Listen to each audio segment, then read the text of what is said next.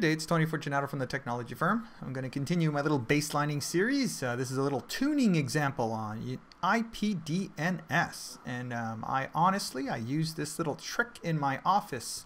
And it's amazing how many people thought I'd made a major change when it's one line. I'll get into that in just one moment. So here, let's just get right into it.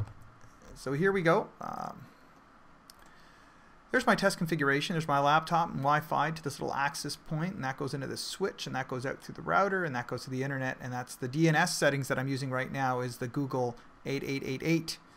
I guess you call it an open DNS. Everybody's got a different word for it. That's what I did. So I measured my response time on how long it took to ping Gogole. That was me making a typo, by the way. I made a typo. Instead of google.com, I typed gogole.com. It still goes to Google, but I thought it was quite funny, and I left it in there, you know, that high-tech, lowbrow humor. And that took anywhere from 30 to 45 milliseconds to resolve that name to this DNS server. So I thought to myself, there's got to be a better way, because that was the main source of my latency. And I remember reading an article back here on this router that I could enable a DNS proxy service, if you will. And that way, the first time the router would go off and get that. But then the second and third and fourth and fifth time, all those names would be cached locally, increasing my performance or decreasing my latency, if you will. I'm sure you get the picture. So basically, I did that. And that's where this next one comes in. And I turned the DNS on this router.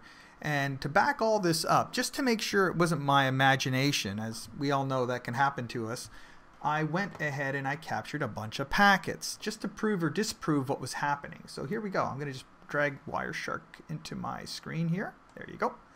And you can see the very first time I ping Gogole, it says destination unreachable because I did not have the DNS service running on the router. I'm always the kind of guy who just wants to see what happens. What happens if I tried to use that as my DNS and it wasn't configured yet? What would that look like? And I get back a destination unreachable, and the port being the DNS port number was not reachable. So I went ahead and enabled it, and then I did it again, and there's my response, 45 milliseconds. Just again, the first time the router's going to go and fetch that for me, it's not really going to do much for performance.